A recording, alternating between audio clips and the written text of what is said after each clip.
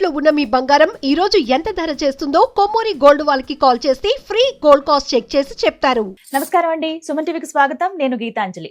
August 12వ తారీఖు అమావాస్య. ఆ రోజున సూర్యగ్రహణం ఉంది అనేది కొంతమంది చెప్తున్న విషయం.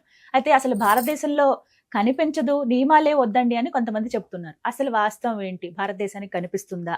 ఒకవేళ కనిపించకపోయినా సరే నియమాలు ఏమైనా పాటించాలా? ఇవన్నీ పక్కన పెడితే అసలు ఒక గ్రహణం మనిషిని ఏ విధంగా ప్రభావితం చేస్తుంది, అంటే ద్వాదశ రాశుల్లో ఉన్న వాళ్ళని ఎలా ప్రభావితం చేస్తుందో కూడా ఇవాళ వీడియోలో మనం తెలుసుకుందాం. వివరించేందుకు ప్రస్తుతం మనతో పాటు ఉన్నారు జ్యోతిష్య రత్న, జ్యోతిష చక్ర వైభవ నిపుణ డాక్టర్ రాళ్లపల్లి రవికుమార్ గురువు గారు. వారితో మాట్లాడదాం. నమస్కారం గురుగారు. నమస్కారం.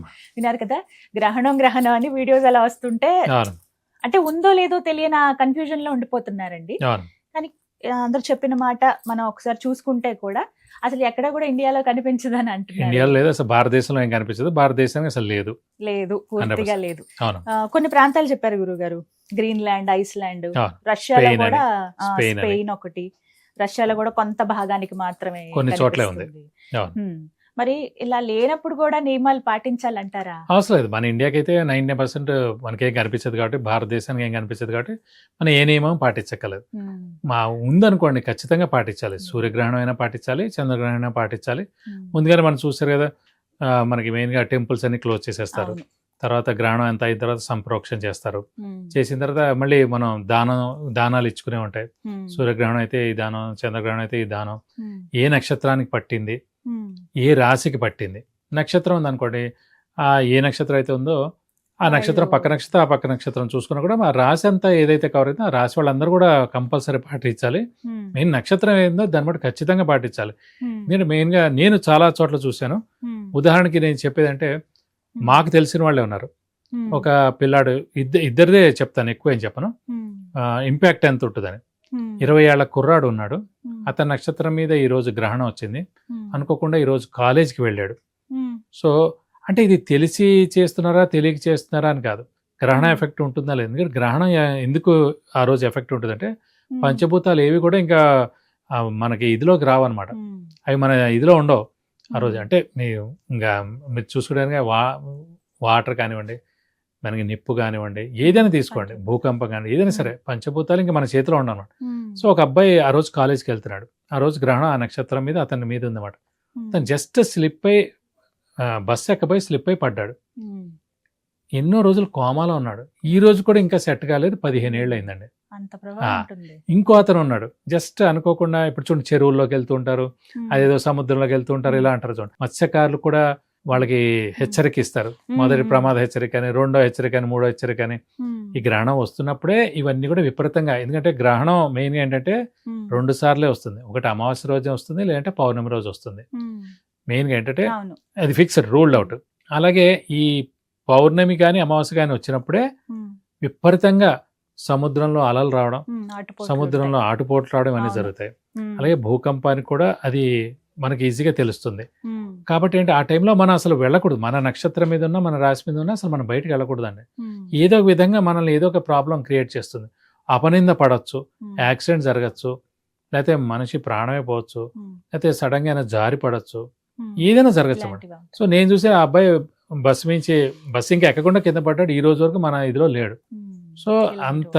ఇంకొక అతను ఇలాగే చెరువుకి వెళ్ళాడు. చెరువులో అతను చనిపోయాడు. నలుగురు వెళ్ళారు, ఇతను ఒక్కడే చనిపోయాడు. ఇతని నక్షత్రం అదే అన్నమాట. సో నేను క్లియర్గా అలా ఒక 5-6 ఇన్సిడెంట్స్ చూశాను. సో నేనైతే ఖచ్చితంగా చెప్పగలను, గ్రహణం అప్పుడు మన నక్షత్రం ఉన్నప్పుడు మనం చాలా పాటించాలి, చాలా జాగ్రత్తగా ఉండాలి. ఇప్పుడు మనకి దేవుడి తెలియంటే భారతదేశంలో ఏం లేదు కాబట్టి 100% మనకి ఏ ఇంపాక్ట్ లేదు. సో ఎవరేం పాటించక్కలేదు. సో మనకి సంబంధం కూడా లేదని చెప్పుకోవచ్చు. టైం మామూలుగా అయితే మన ఇండియన్ టైమింగ్స్ చూసుకుంటే రాత్రి 9:02 నుంచి మనకి మనకి అర్ధరాత్రి మనకి 2 దాకా అని తెలుస్తుంది. మెయిన్గా పీక్ టైం మటుకు 11:16. అంటే ఆ ప్లేసెస్లో మన తెలుగు వాళ్ళు ఎవరైనా ఉంటే మటుకు ఖచ్చితంగా పాటించాలి. ఎందుకంటే మెయిన్గా ఏంటంటే ఆ సమయానికి మనం స్నానం చేయడం, కొంచెం ఆ టైంలో మనం మెయిన్గా, సో ఆ టైంలో మనకు వచ్చిన శ్లోకాలే మనం చదువుకోవడం, ఆ టైంలో ఏం ఫుడ్ తినకుండా ఉండడం, మనకు వచ్చిన శ్లోకాలు. మనకి శ్లోకాలు రావు, పాట పెట్టుకోండి, లేకపోతే ఏదైనా శ్లోకాలు, అష్టోత్తరం పెట్టుకోండి, ఏదో ఒకటి పెట్టుకోండి. ఎందుకంటే 365 డేస్లో 1 రోజో 2 రోజులో వస్తుంది మన గ్రహణం. సో ఆ గ్రహణ సమయంలో మనం ఎంతసేపు పూజ చేస్తే అది 1000 times మల్టిప్లై అవుతుంది అన్నమాట. సో ఆ పవర్ మనకు వస్తుంది అన్నమాట. సో అందుకే ఆ టైంలో మనం ఏదైనా అష్టోత్తరం చదువుకోవచ్చు, లేదా శ్లోకం చదువుకోవచ్చు, లేదా విష్ణు సహస్రం చదువుకోవచ్చు, లలితా సహస్రం చదువుకోవచ్చు, లేదా ఏదైనా మంత్రం పఠించవచ్చు, ఏదైనా చేసుకోవచ్చు అన్నమాట. సో ఆ ఏరియాలో మన తెలుగు వారు ఎవరైతే ఉంటారో ఈ సమయంలో కనుక మనకు వచ్చిన ఏమైనా చదువుకుంటే ఫస్ట్ పట్టు విడిపో అనమాట.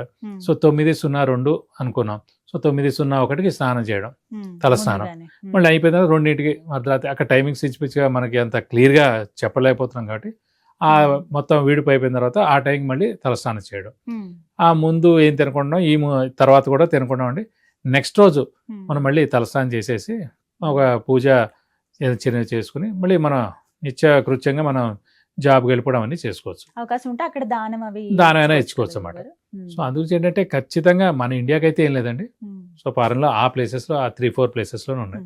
సో భయపడాల్సిన అవసరం 100% లేదు. అయితే ఇక్కడ ఉన్న వాళ్ళు విశేషంగా మంత్రదీక్ష తీసుకున్న వాళ్ళు కావచ్చు, అలాగే సాధన చేసే వాళ్ళు, వారు ఆ సమయంలో జపం చేయమంటారు. వాళ్ళు చేసుకుంటే కనుక చాలా మంచిదే, ఉన్నంతలో వాళ్ళు చేసుకుంటే మంచిదే. ఎందుకంటే వాళ్ళకి అది చేసుకుంటే ఇంకా పవర్ పెరుగుతుంది. సో మిగతా వాళ్ళైతే అవసరం లేదండి, భయపడద్దని 100% భయపడాల్సిన అవసరం లేదు. మొన్న అనుకోకుండా మనకి మార్చి 3వ తారీఖు మనకు సింహరాశికి వచ్చింది. అది చాలా ఇంపాక్ట్. ఎందుకంటే మెయిన్ గా ఏంటంటే సింహరాశి మీద రావడానికి చాలా ఇంపాక్ట్ వచ్చింది. అది 6 months పడుతుంది. ఎందుకంటే వాళ్ళకి మెయిన్ గా రాశిలో రాహు ఉన్నాడు, మెయిన్ గా అష్టమ శని నడుస్తోంది, గురుబలం లేకపోవడం, ఇన్ని ఇదితోటి చాలా ఇంపాక్ట్ అయిపోయింది వాళ్ళకి. సో ఆ సింహరాశి వాళ్ళకి చాలా ప్రమాదం అయింది అనమాట. ఎందుకంటే సింహరాశి అధిపతి సూర్యుడు అండి, కర్కాటక రాశి అధిపతి చంద్రుడు అండి. ఎప్పుడైనా గ్రహణం రవి చంద్రుడి మీదే వస్తాయి, అలాంటి రవి మీదే వచ్చింది. సో రవి మీద వచ్చినప్పుడు రవి గవర్నమెంట్ కారకుడు, మొత్తం ఇండియాకి కారకుడు. అంటే ఇండియా అంటే మెయిన్గా సూర్యుడు మెయిన్గా ఏంటంటే ఇప్పుడు ప్రైమ్ మినిస్టర్ కానివ్వండి, దేశ రక్షణ కానివ్వండి, సెక్యూరిటీ కానీ ఏదైనా ఒక రాజు అనమాట. గ్రహరాజు ఎవరు? సూర్యుడు అనమాట 9 గ్రహాల్లో. సో అలాంటి మనకి సూర్యగ్రహణం రావడం, మెయిన్గా సూర్యుడు అంటే సింహరాశి మీద రావడం అనేది మనకి చాలా ఇంపాక్ట్ అయింది. దాంతో చాలా ప్రాబ్లమ్స్ కూడా మనం ఫేస్ చేసాం. ఈ మనకి మార్చి 3 నుంచి ఇప్పటిదాకా ఈ 4 నెలల్లో ఇప్పుడు చూడండి బోల్డ్ గొడవలు అవుతున్నాయి. ఇలా చాలా మనకి ఎర్త్క్వేక్స్ ఇలాంటివి వచ్చాయి. బయట దేశాల నుంచి కొంచెం ఇంపాక్ట్, వాళ్ళ ఏదో ప్రాబ్లమ్స్ క్రియేట్ అవుతున్నాయి. అలాగే మనకి ఫైర్ యాక్సిడెంట్స్ కూడా చాలా జరిగాయి. ఇలాంటివన్నీ చాలా జరుగుతాయి అన్నమాట. సో అదొక 6 months ఇంపాక్ట్ ఉంటుందండి. దేవుడి దయ ఏంటంటే మనకి భారతదేశానికి ఇప్పుడైతే ఈ గ్రహణం అయితే లేదు కాబట్టి మనం ప్రశాంతంగా ఉండొచ్చు. చక్కగా ఒక అవగాహన.